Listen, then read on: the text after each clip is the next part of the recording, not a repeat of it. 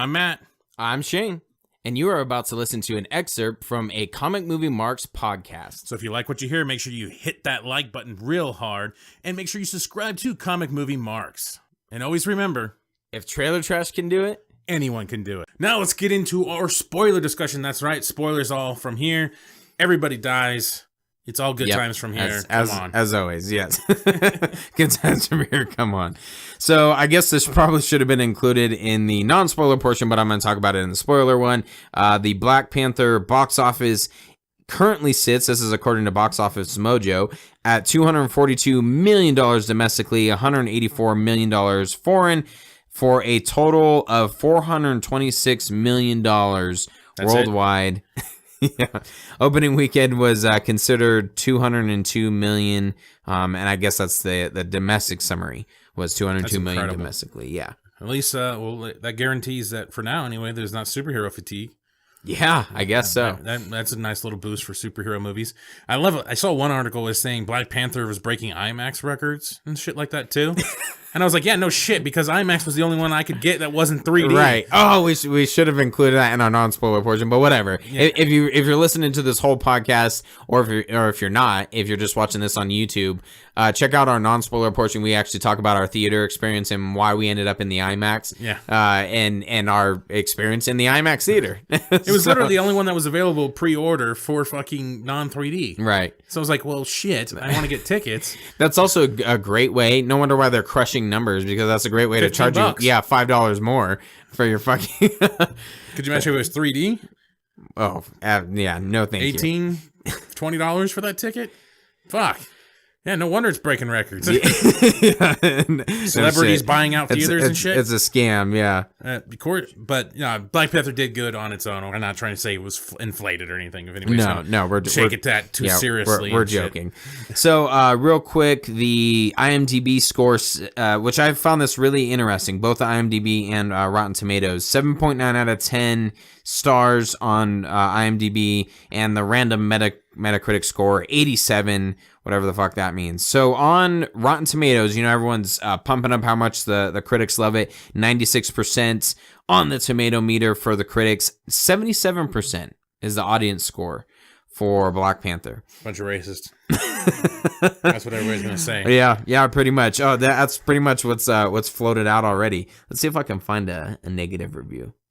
There was 5 before, and people were bitching why there was 5 negative reviews on Black Panther. I thought that was incredible.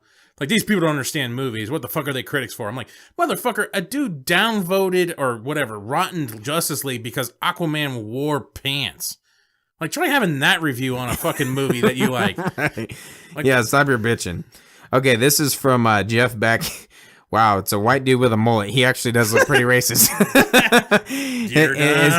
His synopsis is, Black Panther was certainly an intriguing idea, but with its fundamental defects, it just isn't able to achieve the heights it desperately tries to reach. Let's see if I can find another. There's a lot of positives, so that's why I'm just reading some of the negatives. So this is from Ernesto. Oh, you're negative. Diz Martinez. Why am I negative? Because you're only looking for negatives.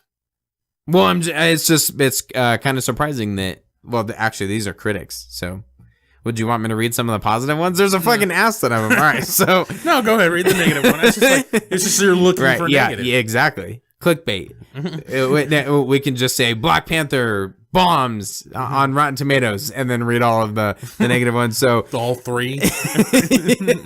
Ed Power is one of them. Remember that? So this guy gave 1 out of 4. He says the problem the problem is that this laudable.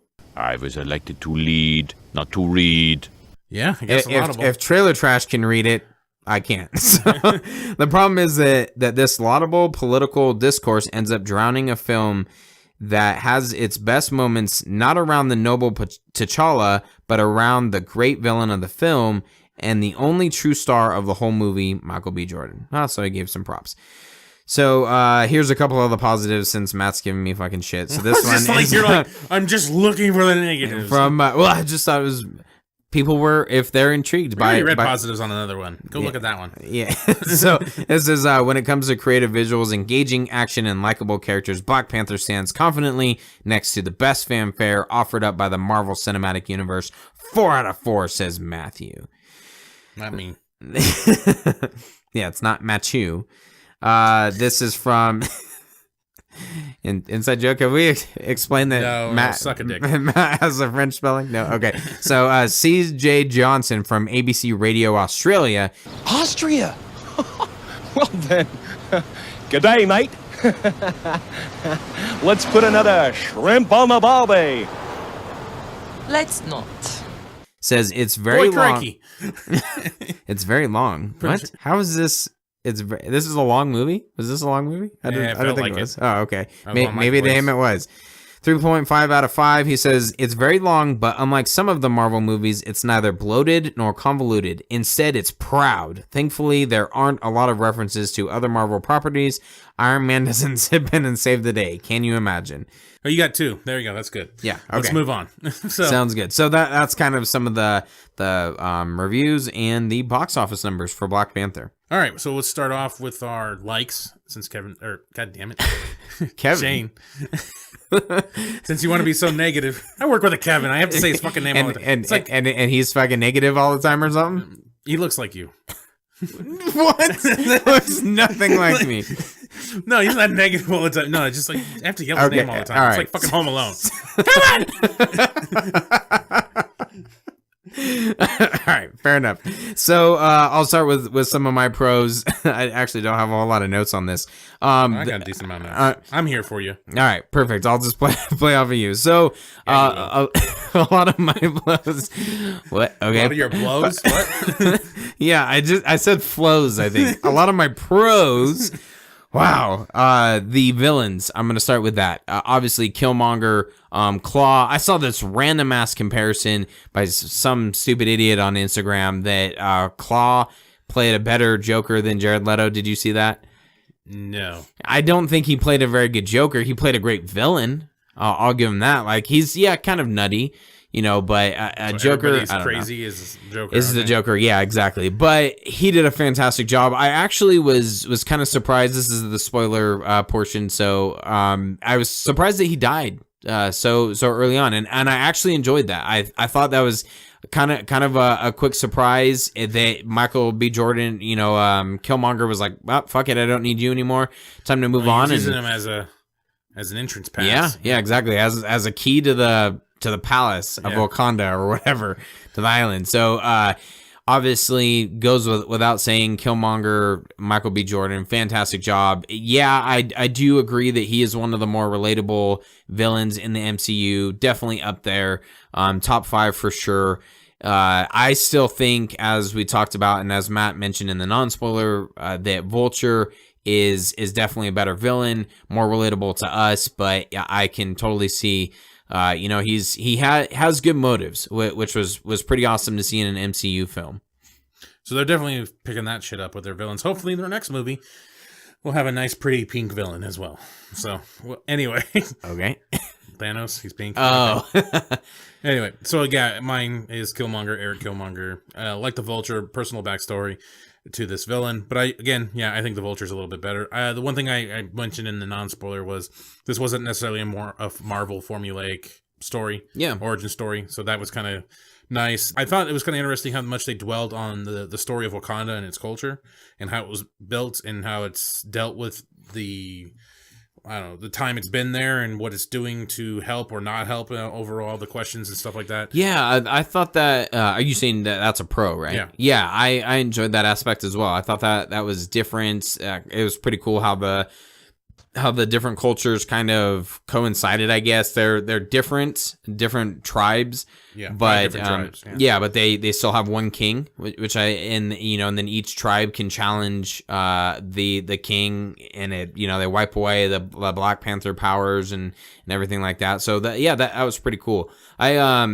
liked the suits. That I'll get into some of my negatives, but I thought the aspect of the suits, with the necklace and stuff like that kind of that was it. Holy fuck, I remembered one of the jokes. Just talking about the suits. So when T'Challa, goes down and she's showing him the new suits, and she's like, oh yeah, that you have this classic design, but hang on real quick, before we fight, let me put on my helmet. That's the one that I laughed at. Okay. It makes sense because that's almost, it's not fourth wall breaking, but that is one of the dumb things about most superhero movies is, let me get dressed. Well, don't quick. take your fucking helmet off. Just like Spider-Man, don't take your goddamn mask off. Yeah, seriously. I'm tired of that shit. Every time it kept phasing in and out. Anyway, it got me all pissed off. So, well, in this, which at the end, it was kind of annoying how much they kept, the mask would come off and then go back on. Yeah. So they don't have to worry about losing it. But I thought that was a cool kind of update. And one of the coolest things that, that we see in the trailer, how they're kind of, forms around their body and stuff like that. One of the coolest shots, Michael B. Jordan, and he has a great line of "I'm here to fulfill Ra's al Ghul's destiny," or what's the line? I've trained my whole life for this, and he's got the two knives, and the suit goes over him, and everything, and it's pretty badass. I thought that was cool. Before we continue with our positives and stuff, I actually wanted to talk. One of our guests, Tim, sent us his review of the movie. He saw it a week early because he's over there in whatever the pip pip cheerio land of the UK. So he's over there, so he got to see it before us. But he sent us his spoiler review of Black Panther. So overall, I thought it had really good performances across the board. Chadwick and Michael B. Jordan both killed it in their roles. Or he killed Michael B. Jordan, really. He didn't put that. That's my add-in. I also think the world building was pretty good, as it gave you an idea of what Wakanda is about and is convincing. The political themes interwoven were also interesting, and the score was phenomenal. And this is where he gets into his negatives. However, the plot was pretty straightforward, no twist or really exciting developments. T'Challa bounced back from basically being killed with no consequences, really. The movie was also not very engaging throughout, and the lack of action scenes or sleek cinematography makes the film not very memorable. The third act climax is also pretty weak, and the final battle didn't really feel like the stakes were high. Also, the point where the two Panthers fight had some dodgy CGI, to the point of nearly feeling like a video game at points. A nitpick I have is that though I understand that it was meant to be a self-contained story, they really haven't done much to tie this new mythology to the main MCU storyline. Obviously, they should have shown the Soul Gem in Wakanda. All right, sounds good. Yeah, I agree with a lot of what Tim said. I'll get into the negatives in a minute, regarding CGI and some of the other stuff. But yeah, I agree. I think he hit the nail on the head. It's interesting to see. This movie's getting a ton of praise, globally, which as it should. All over social media and stuff like that. So it's interesting to see how people go into it. And how they come out of it, and what their takeaway is. So it's awesome. Thanks, Tim, for sending us. We got some more interaction review. with Tim here later on that I'll bring up when we start getting into some more negatives and stuff like that. So I just want to kind of power through some of my positives real quick. The car chase scene was pretty cool.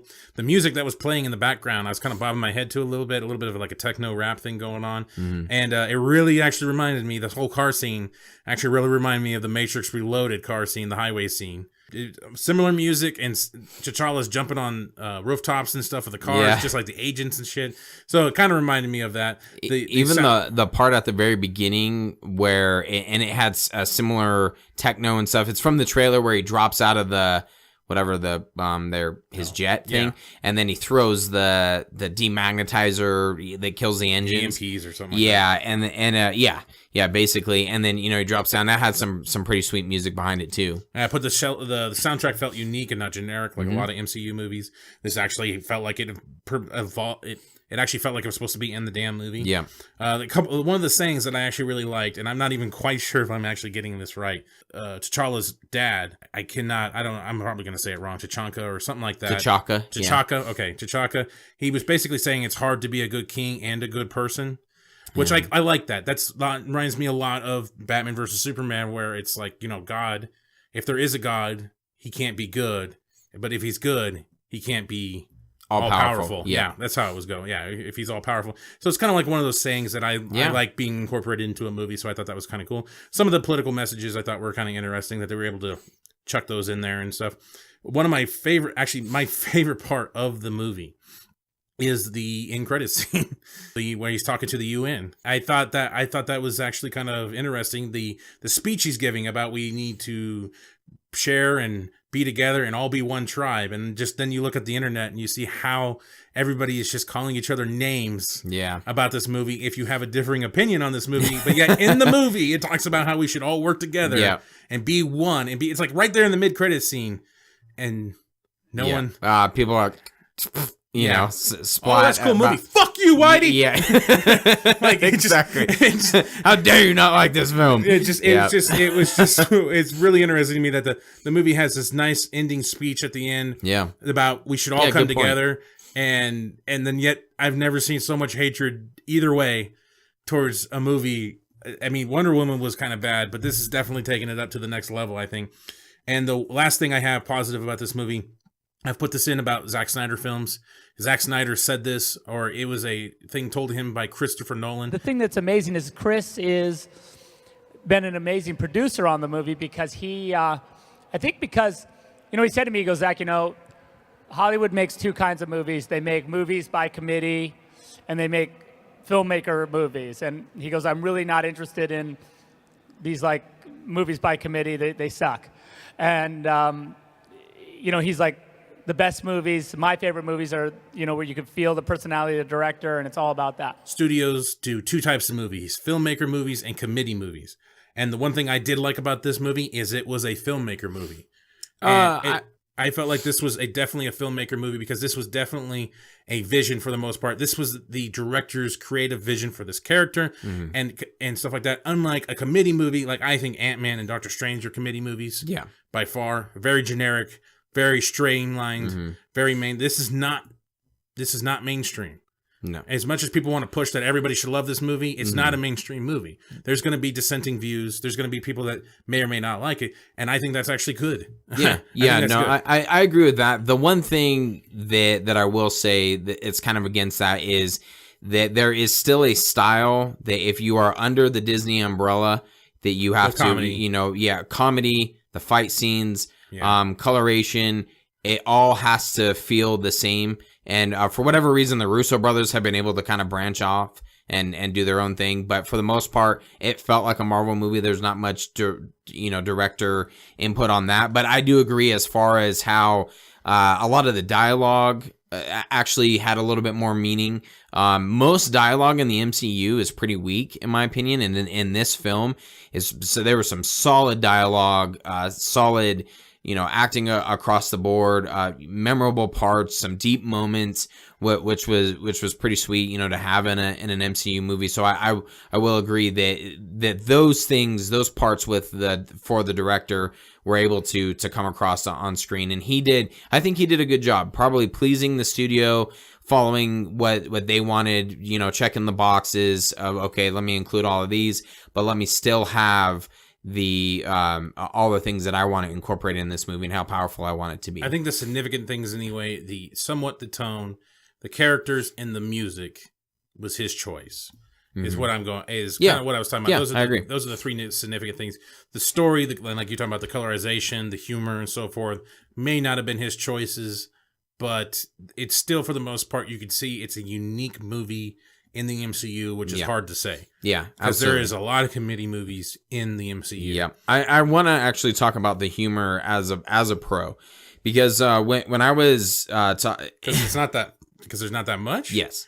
Okay. Let me fucking finish before you start shaking your head and all blown away. You said like the lack of humor is a pro. No, so the humor itself and the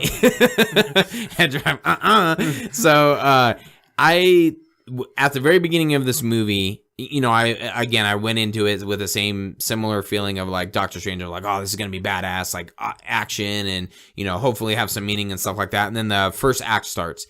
and you're getting joke after joke after joke, and it's kind of building, and it's like, and it's not like Spitfire jokes constantly, but it's pretty close. And they're bad. They are. Every single one of them was bad except for the two that I laughed at. In our opinion. Yeah, exactly. Comedy is subjective, yada, yada, yada. Yeah. Thank you for that little disclaimer. Yeah, little caption disclaimer. There is a switch. It's almost like the director, and I'm forgetting his name off the top of my head, but Coogler. Thank you. He starts off kind of saying, okay, let me get all this stuff out of the way. It's all in the first act. So I'm kind of like, shit, here we go again. There's some cool parts when it's going through the origin of Black Panther and all that. And then there's a ton of jokes. And, I'm like, a little skeptical. Then there's almost like a switch once he goes back to Wakanda, and it's like pretty much in the second act. And once that happens and we start getting into the character development, and you have the almost from the fight of the dueling tribe, and they have, I can't remember what they call it, but the battle for the king's seat, or, okay, for the king throne. And so War Games, we'll call it War Games. Yeah, sure. WCW. But yeah, whatever they were calling that, there was a solid point there where, the action was a little bit better. I enjoyed some of the character development. The dialogue started getting a little bit deeper. The villains started having more of an impact. So there was a switch there, and I think that's a pro. The fact that Coogler was like, all right, let me knock all this out of the way right now, and then the rest of the film, acts 2 and 3, they're going to be pretty solid. We'll throw a couple jokes in there, just to please whoever, but this is going to be a pretty deep, meaningful part of the movie, and I enjoyed that. Even though I was talking about this is a filmmaker movie, my negative now, one of my big negatives is it's extremely cliche.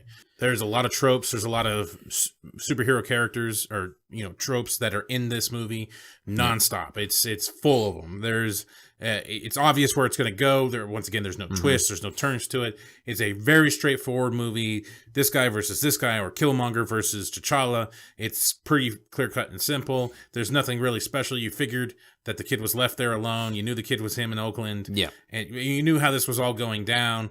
The message that's being embraced in it is interesting about helping and expanding, taking over, conquering, whatever. Yeah, arming certain people and stuff like that. That's cool, but at the same time, I felt like it got lost. It got muddled up there a little bit because it actually seemed like they were leaning more towards that idea. Like there's only like a very few people that actually were against it. Yeah, it kind of became this thing where it's like, well, I guess.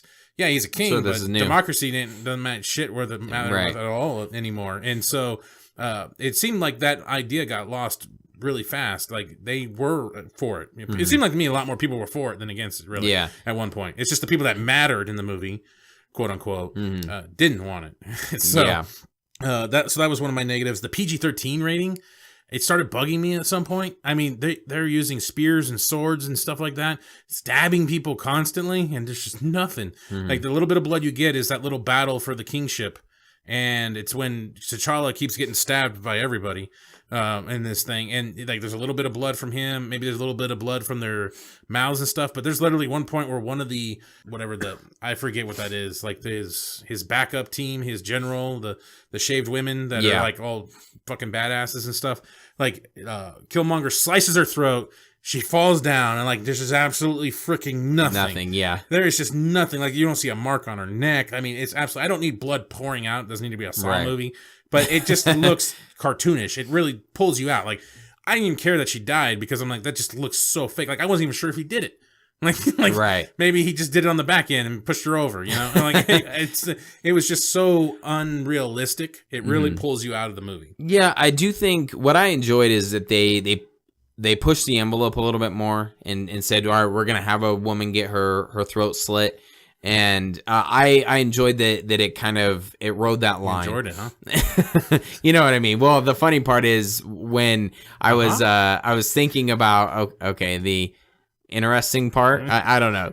Well, actually, no, I did laugh because you were like bitching about how the R rating in Batman v Superman, the Ultimate Edition, shouldn't have been an R rating but in it, all it was because of all the blood. Well, there you go. There's the line. Had he added blood in Black Panther at Coogler, then it would have been R. So he said, all right, well, I guess I'm going to have all these scenes, remove all the CGI blood. Boom, we're solid. It's PG-13. So that's where I laughed is, I was like, oh, there it is. That's, I guess, where our society's at. The couple characters I did not like was the younger sister. It's not necessarily that I hated her character. I hated the fact that all the humor was trying to come from her. And it just was terrible humor. The what are those joke, the new shoes that she gives him, and she's like, I called them sneakers because you sneak. Right. Oh. There were a couple jokes in there that they were trying to be like, oh, look, see, we're still a part of the modern world, and that was one of them. What are those? Yeah. So she, superhero tropes, she fit right in with the man in the chair. This time it's the woman in the chair, the sidekick, Lucius Fox, as Matt put it. Yeah, that's right. Yeah, she's the tech guy. Yep. Yeah. So one of my biggest negatives is the fact that, and I understand that this is hard to pull off in a futuristic movie, but everything is so convenient. And I didn't mind her character all that much. I minded what her character did. And that was I thought the necklace suit was badass. But I'm like, well, how convenient that you have this suit that fits into the, in the vibranium necklace, and then it comes out. But not only that, the suit is going to take all of the impact, and then you can redirect it. Well, how fucking convenient is that? And then sometimes it worked, and sometimes it didn't. Right. Like he can stand tall and eat up an arm cannon blast by Claw. But then when he gets hit by a little rocket launcher thing from Killmonger when they're escaping, he gets knocked back and thrown against the wall and falls down and shit. He acts like, holy shit, it was the strongest blast. But like this arm cannon just disintegrated a car earlier, so it should be way stronger, but he just eats that like it was nothing. Yeah. And so it was inconsistencies on that. Yeah, all over the place. But there were so many, like when CSI, what the fuck? CIA. Wow, that other three initial. Law and Order. Yeah, when the agent got shot in the back, and he's got shot in the spine. Oh, let's just give him this little bead. The beads got used for everything. Beads, yeah. Oh my gosh. Yeah. Man, they have a fucking endless supply of anal beads. They're probably used for that too. They're used for fucking everything. They do. Everything. Yeah. Oh, this bead is gonna be a microphone, and it's gonna be. This can control from any distance in the world. Yeah. Oh, it's gonna be a telephone. It's give me one of those. Like, it's just there's. I get it. They're technologically advanced. Right. Jesus. Everything was convenient, and then again, the agent when he's flying that jet.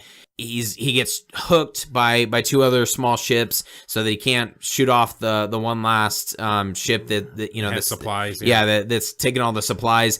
And she goes, "Well, just make your hands into an X," and then boom, he breaks them. Like, oh, how like fucking convenient! Yeah, seriously.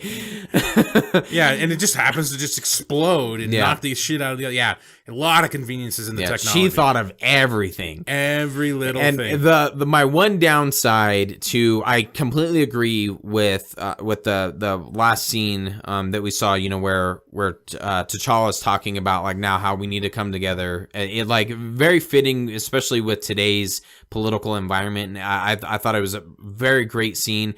Yeah, but it was supposed to be. Yeah, no one seems to be taking it to heart. No, it seems to be the opposite effect. Yeah, according to the internet. The one downside and kind of unrealistic thing, and I brought this up when we were talking about the movie last night, is now. Everything, all the world's problems should be solved, right? Because I mean, the technology they have. Yeah, I thought even when he was talking about like, okay, we're gonna have the the Wakanda outreach program, and it's gonna be based in Oakland, and I thought they were still gonna stay under wraps a little bit. No, they fucking land the ship right there. They're totally opening the floodgates, and he's like, all right, now we're gonna have this outreach program. Bullet wounds in less than a day. Yeah.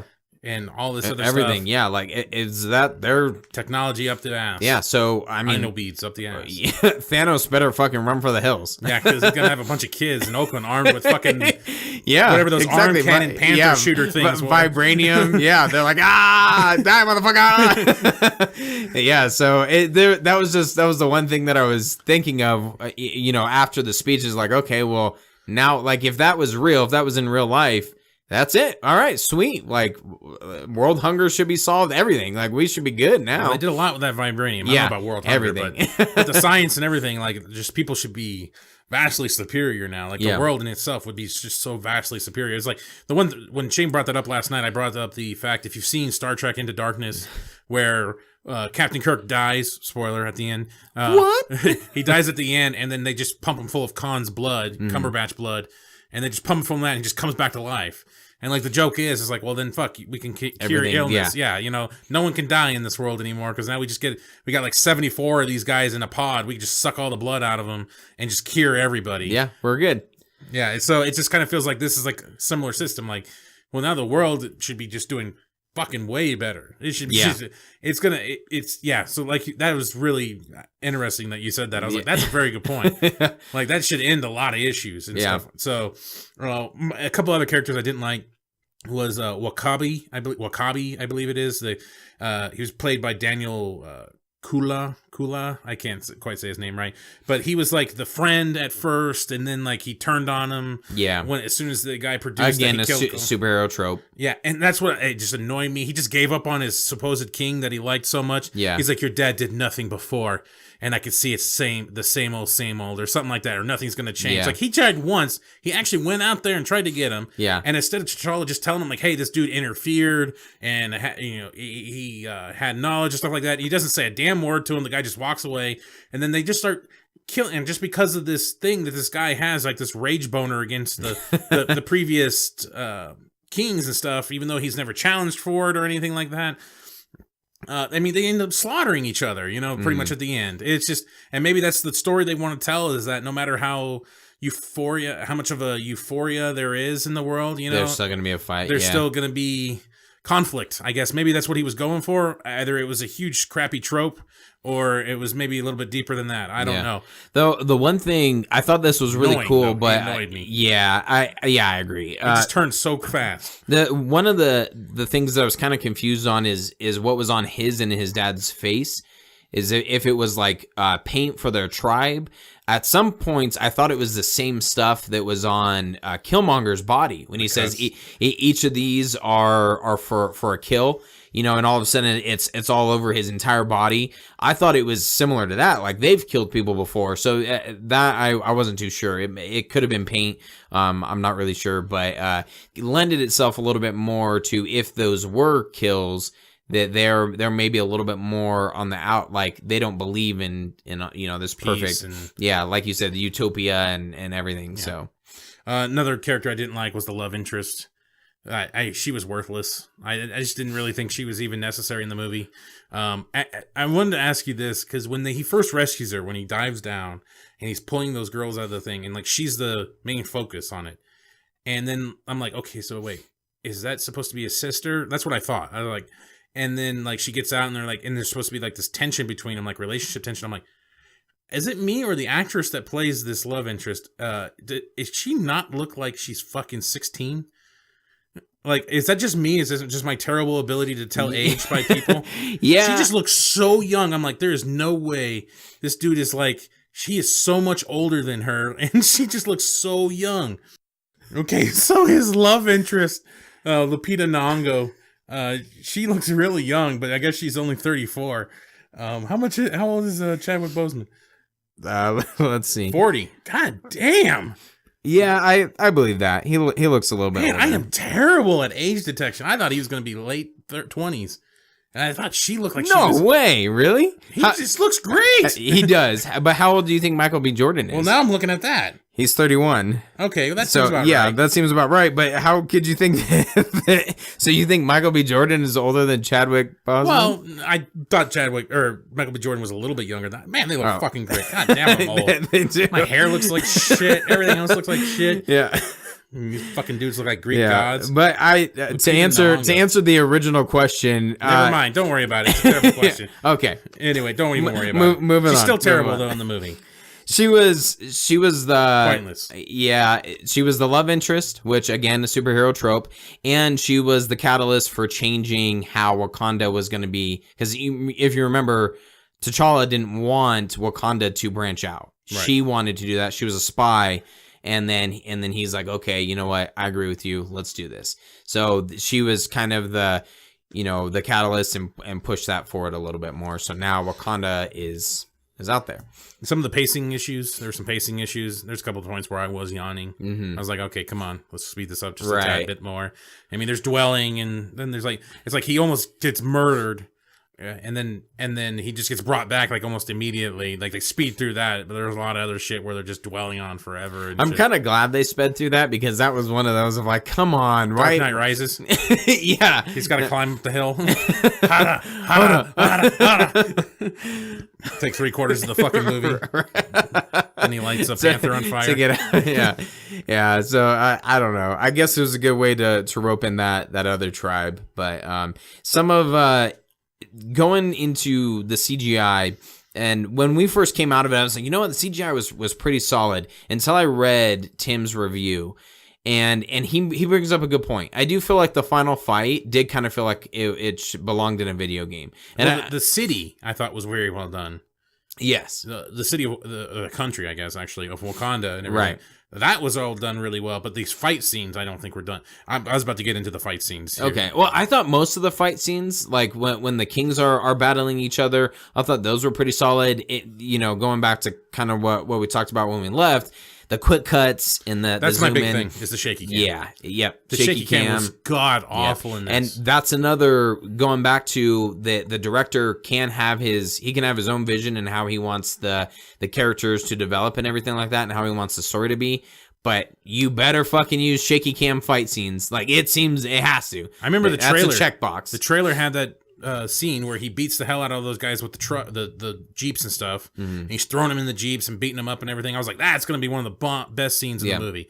And it is so choppy. Yeah. It is so, I can't even tell. Like, I think at one point he cuts part of the front of the truck off and throws it at a guy. Like, it's just like, it was hard you to tell. can't tell who he's beating up. You can't see nothing. That final battle, you can't tell who's fighting who. You can't tell what the hell is going on. I don't know. It's just a mess. There's a CGI rhino in it. Like, this is fucking 300. Right. I don't know how people compare that to the Amazonians.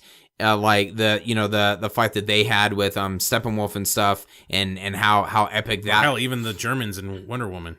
Yeah. Even that, like there's no comparison. Like the Amazonians fucking way better. Like that stuff I did not like. I also thought it was kind of corny that going back to the friend, that as soon as he gives up, conveniently everyone's paying attention to him, so they all give up. Yeah, they're all staring at him. Yeah, just because his wife said no. Yeah, right. Yeah, girlfriend or whatever. How do we know that everyone else doesn't just keep fighting and then they're like, oh, okay, now it's time to give up? But it was like instant. So that was pretty corny. But I thought the CGI in most of the fight scenes were pretty solid. The ending one, maybe it's because of how everything had to be CGI'd. You have the suits had to be CGI'd. The environment had to be CG. And maybe that's why it ended up looking like a video game. But for the most part, I thought it was pretty solid. I got my category here of random stuff. I thought the opening was very similar to Wonder Woman. I like that. Yeah. I just got rid of the child actor, which is maybe a good idea, actually. Unlike Wonder Woman, you get rid of the child actor. You don't have to see her face as she asks the question. Because it was like the same thing. Like, tell me the story. And like, right. And same thing. It's like, Papa, tell me the story. And like, he's doing it the same kind of artistic style of the flashback and everything. Like, it was a painting with Wonder Woman. Yeah. And this one, they're kind of using like ash or something like that. Right. Like an ash look and stuff like that. So I thought that was kind of funny. That made me laugh a little bit. But Killmonger, I thought, was an interesting character in general, because at one point I wrote down, is he like an anti-hero at this point? Because he is saying a lot of political things, a lot of things that some people truly believe. Whether they're right or wrong, I'm not going to weigh on that issue or not. But there's some people that believe this and some people that don't. And he's saying these things, and he's supposed to be the villain. Right. So does that make these people wrong? Or is he just, what is he? Like, he's talking about when he meets the British curator at the fucking museum, and she's pointing out the artifact to him, and she says, oh, we got it from here at this point in this time frame, in this century. And he's like, no, you got this from Wakanda. You stole it, like you stole our land and all. And he's saying this thing, which is a common phrasing that some people like to use about like the natives here and the States and stuff like that, and that the land was taken from them and stuff like that. So does that mean it's wrong? Like, is he trying to promote that shit's wrong? Or then there's one point where Killmonger says that, there's a lot of people out there that look like us, but you're not doing anything. And like, so does that mean he's wrong? Like, cause he's the villain. Like, and he's saying these things that I think some people really agree with, actually. Yeah, So I think that's why people enjoy Killmonger so much, is because the thing that makes him a villain is he wants to take it to the next level. He wants to go, okay, now it's our turn. Let's give them all weapons so that we can basically rule the world and kill anyone who's against us, that kind of thing. Instead of going, well, yeah, let's use our technology. That's the fine line of he wants to use all the technology to take over the world, whereas the love interest and then ultimately T'Challa say, okay, let's use our technology to help the world. And that's kind of the extreme, but I think that's what makes Killmonger so relatable and such a great character, is that people go, oh, okay, you look at it's just like Zod or even Vulture too, they're doing things that they are have beliefs, and that you can agree with to an extent. It's the fact that they want to take it to the next level of like that always makes them crazy. Exactly. So yeah, I think he was a great character. I thought a lot of the stuff, one of my favorite lines is when he goes back to, or doesn't necessarily go back to Oakland, but he's getting the Black Panther powers or whatever, and then and he's talking to his dad, and his dad says no tears for me, and he says, well, people die, or something along those lines, and then his dad starts crying because his dad realizes, like, holy shit, like, what have I done? I've raised you in Oakland, and you're seeing all of this crime and stuff like that, and people just die. So now you're to the point where your own father dies. You're desensitized. And yep. So I that was a really powerful moment. I thought was pretty cool. Any more negatives or positives or anything else? I got a summary. Just one of the other negatives. As cool as Killmonger was, his death was drug on way too much and was kind of anticlimactic. He gets stabbed, and instead of maybe having the line that they're trying to get to, at the end about he'd rather die essentially than be saved and be slaved. Instead of having that when they're on the tracks, they have to, bing, let's take the elevator all the way up to the top floor. Now you can see Wakanda because that's what your dad promised you. Now I'm going to debate if I'm going to save you or not. And then, okay, I guess you're just going to kill yourself because you're going to pull the blade out. Like, it's just, that was weird. It was too much. Like, just let him have the epic thing, and maybe have that line. If that's what you want to get to, have T'Challa ask him, like, almost immediately of like, look, I can save you. I don't want this to be the end ultimately. And then him have the line, and boom, he dies. Like, have it much quicker. That part, I'm like, man, it's such a great character and could have had such an epic death, and then they had to take it. I'm surprised they didn't throw a joke in there. That would have just weighted down even more. This thing is heavy, and he starts playing with it. So I kind of got a rough summary here. The message in the movie that are conveyed will resonate with people, but also will isolate others that it won't resonate with. But that's what a filmmaker movie does. They're not movies by committee. So that's what we're going to experience. You're going to have a divisive nature with a movie that's made by an individual, not by a group of people that's trying to have mass appeal. So that's when people say they may not like this movie, or it's just okay or something like that, or even if they really love it, it's like, you shouldn't hate them for either way, because this is one guy's vision for the most part, to a degree anyway. We'll go with that. And so there's no way he's going to hit it on all levels. This is not a mainstream movie for the most part. It's got some mainstreamness to it, but it's just not really that much of a mainstream movie. So I just hate when people make absolutes and shit like that. Yeah. So, and then I basically kind of summarized here with, is the movie overhyped? Yes. Absolutely. It's the Wonder Woman of 2018. Wonder Woman was hyped up to no freaking end. And yes, Wonder Woman was a good movie, just like Black Panther. But again, it has been pushed too much by certain people, certain groups, to just try to inflate a certain movie because it has certain individuals and stuff like that. So we're getting not necessarily the accurate feel for a movie because people have just inflated it so much. Yeah, and it is kind of... and the fact that it's overrated doesn't mean it's bad. People No. fucking, I don't know why, but if you say a movie's overrated, that means it's bad. No. Yeah. It's a good movie. It's just like, people are all giving it 5 out of 5s. Yeah, exactly. What happens if I want to give it a 4? Like, Yeah. That means it's overrated. Right. Yeah.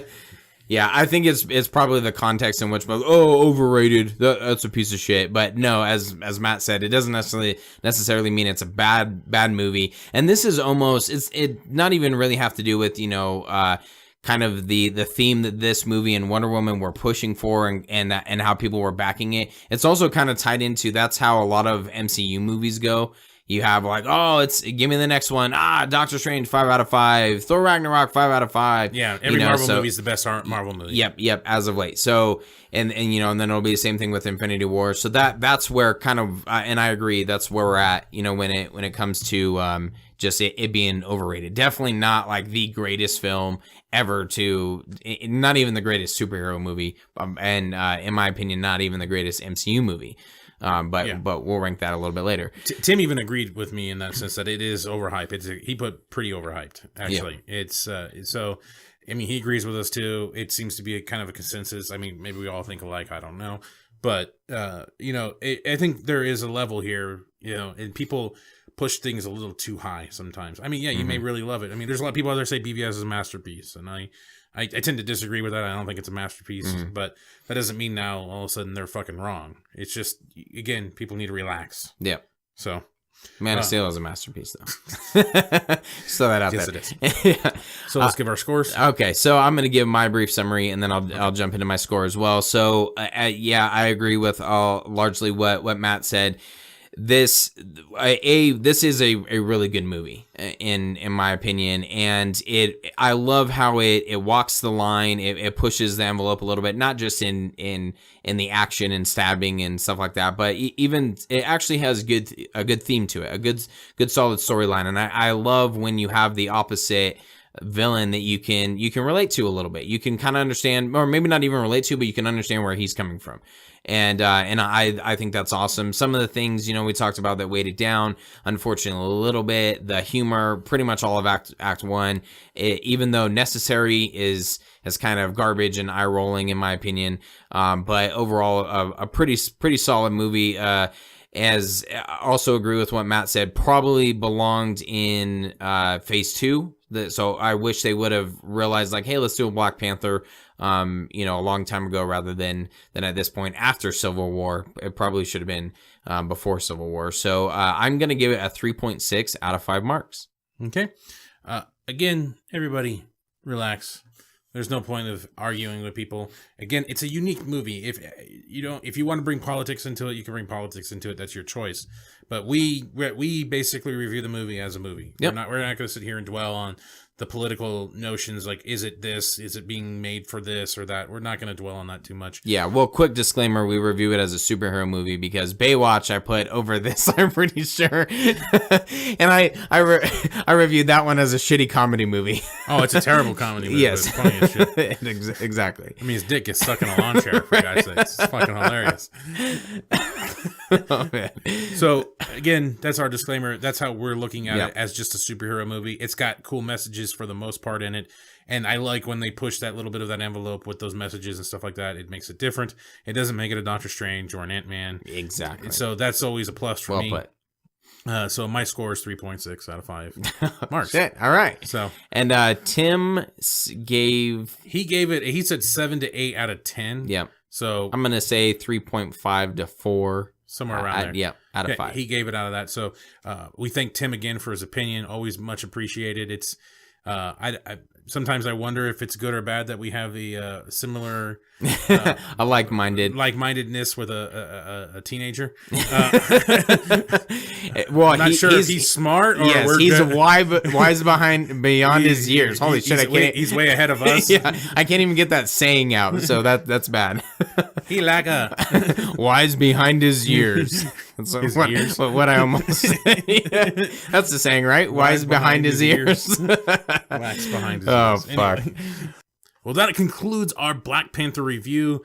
Hopefully it turns out well. We'll see how many downvotes we get on YouTube and how many hate comments we get. Yeah, well, I'm sure it's going to be a lot. Because we didn't give it a perfect score. Yes. How dare you not like it? Exactly. Or we liked it, but No, you didn't love it. Yeah, you gotta love it. Take Black Panther. Anal beads and all. So make sure you like, share, and subscribe to our YouTube page. We got our YouTube page mixed up with somebody else's YouTube page, and they got a lot more subscribers. So we're up to that. According to that one, we're up to 239 subscribers. What? I don't know. Holy shit! Yeah. we It's had weird. a boom. Someone hacked our YouTube page, Yeah. and now all of a sudden we have more subscribers. We hit an oil well. Something, of lukewarm Holy subscribers. shit! Yeah. So, quickly approaching 250. Almost 100 since last time. Yeah, Almost. yeah. That's pretty awesome. 90 So subscribers since last thank time. you to everyone who's jumped in. You know, that's what we wanted this to be as a community, and you know we're growing, and you know people are having conversations with one another, constructive conversations, theories. For the most part, I mean, you have the occasional moron, but that's gonna happen when you grow as big as us. 239. We got a certificate from 2, buddy. It says share to Facebook and Twitter. Oh man, so It's a shitty looking little certificate. yeah, so comic movie marks, and as Matt said, we're gonna have some cool stuff on there. Some of his videos that he's edited. So be sure to check those out as well. We're also on Facebook, Twitter, Instagram for social media. You can find us on Comic Movie Marks. We're also on Reddit now as well. Somewhat. Okay. I gave up on that. All right. Retract that statement. We are on Facebook, Twitter, and Instagram. Comic Movie Marks. Make sure you find us on iTunes or in the Google Play Store at Comic Movie Marks in the Podcast Republic. Yeah, find us there. It plays all Comic Movie Mark podcasts. Yep. Leave us a review if you. For God's sakes. I'm done begging. If you have a couple minutes, just leave If it. you have a cup of soup, Yeah. some top ramen. If you're taking a shit, you know. It's perfect time. Yeah, That's when exactly. you got to be thinking of us. Exactly. Oh man, this is a brutal piece of shit. Oh, Comic Movie Marks. Let me leave him a review. And so now every time that happens, or diarrhea, one of the two. I don't know. I have to focus with diarrhea. I don't know if I can leave a review. Like, why me? I just let it go. Just let it go, man. Just let it go. It's warm. In case I don't see you. Good afternoon, good evening, and good night.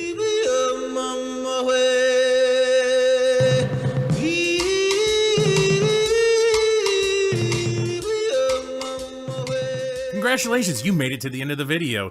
You're one of very few to make it to the end. Yes, thank you very much. Make sure you hit that like button and subscribe to Comic Movie Marks Podcast and hit the notification bell. You know, all these fucking YouTube channels say this shit, so I'm going to say it now. Yes, it's perfect. And if you want to hear our full podcast, you can check out our podcast on iTunes or any other podcast subscription service. Make sure you subscribe. Thanks again.